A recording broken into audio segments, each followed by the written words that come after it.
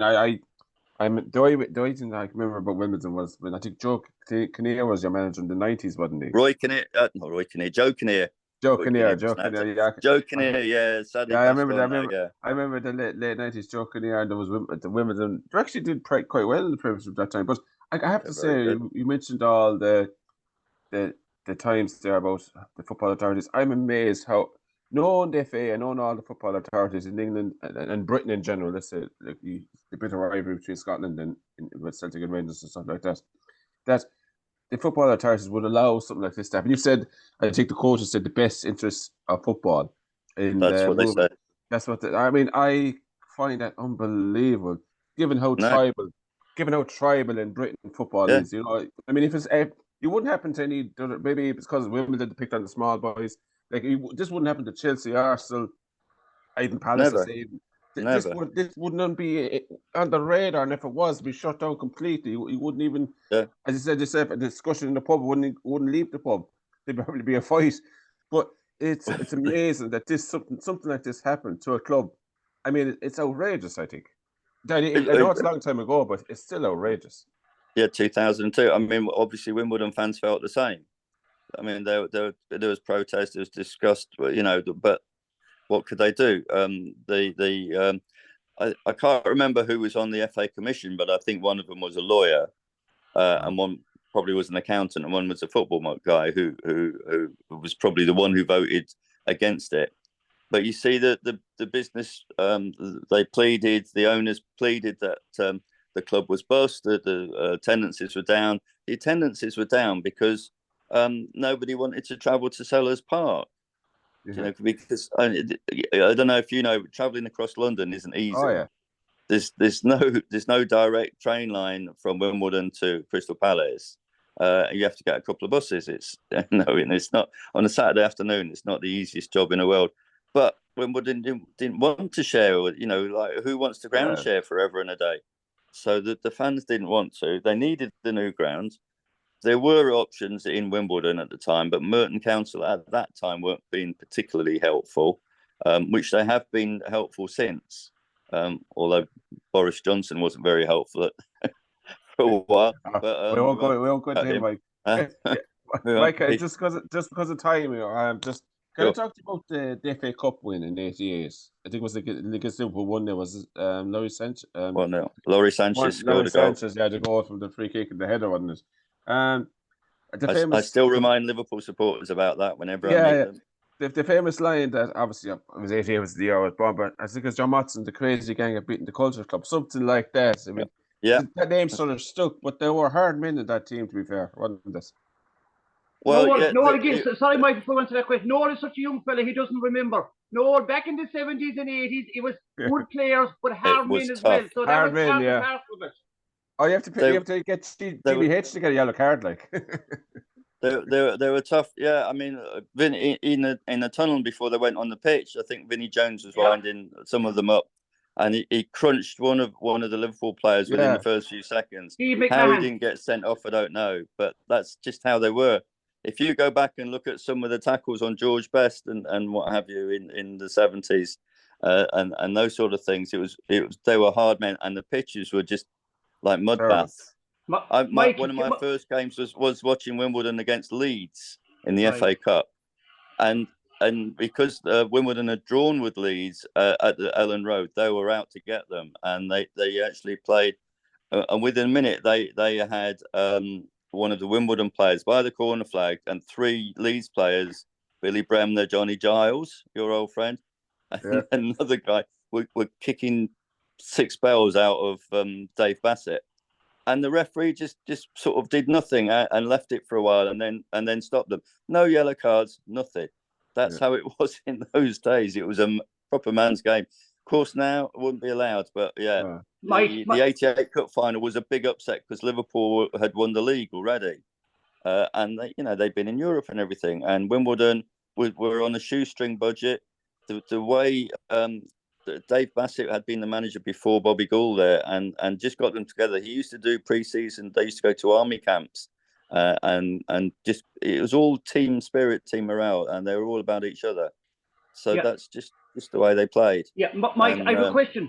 Sorry, Mike. Go on. There is an Irish connection too. You mentioned Joe Kinnear, the manager, but there was a good few players. You talk about Larry Sanchez, who represented Northern Ireland, but you had players like Kerry Phelan, Kenny Cunningham, that represented the Republic of Ireland. There's probably more than I can remember. So there has always been a strong Irish connection where played. And as I said, Joe Kinnear, a former Irish international, was the manager at the time back in the 90s too. So Joe, so you just made a word about that.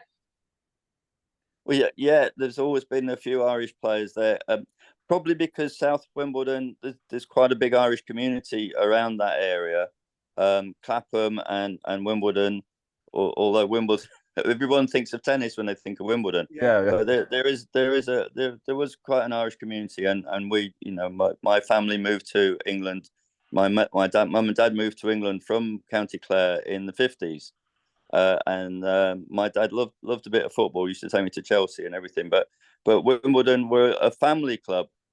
He took me there when I was about 10 or 11. And the thing I loved when I first went there, I was actually at that age, I was a big George Best fan, and it was all either United or Chelsea. So I was kind of like, why are you taking me to this little ground? Why are you taking me here to Wimbledon? It's cheaper. It was cheaper, and you could get in. You didn't have to queue up for tickets. But there was families there. There was kids, people with kids, and there was lots of Irish families there as well. So they always had a little bit of the Irish background, and of course, having a few Irish players helped that as well.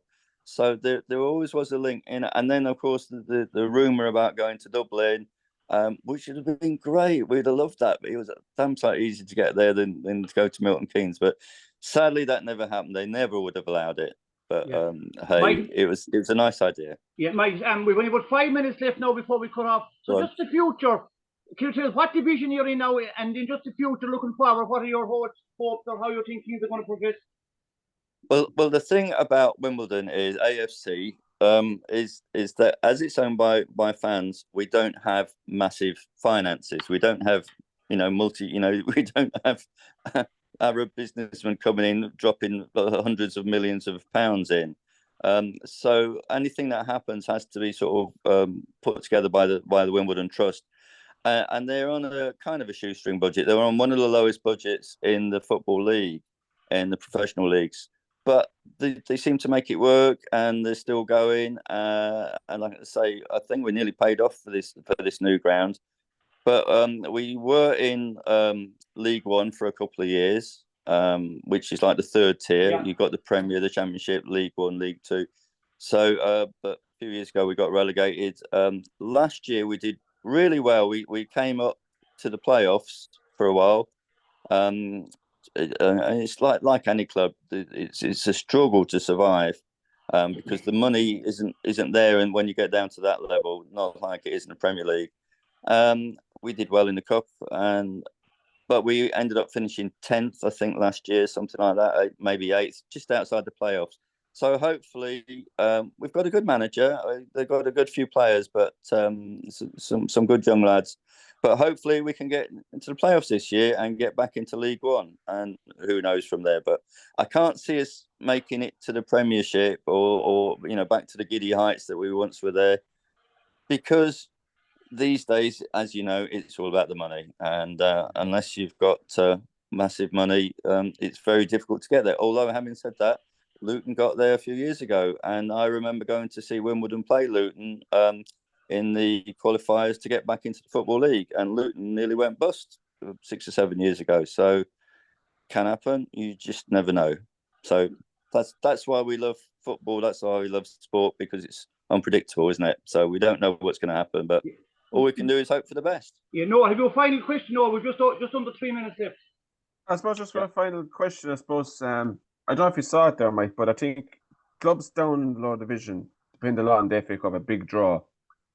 They've done away now, I believe, with the replays. So say, for example, if Wimbledon were lucky enough now, say a big team, say a Premier League team or Championship team, had an off day or rested too many players and got, say, a 1-1 draw, and they would have to go back to their place. Yeah. I think with the FA Cup, don't they share the gate or something like that? But that doesn't count anymore now. I think that if the game was played at Wimbledon, finishes 0-0 or 1-1 into a draw, I think it goes to extra time and penalties. They've done. I think as far as the lower league clubs are going mad because Premier League players, they're talking about, oh, there's too many games on, and then you see them going out and flying out to America and Asia for pre-season, and they're saying they pick up.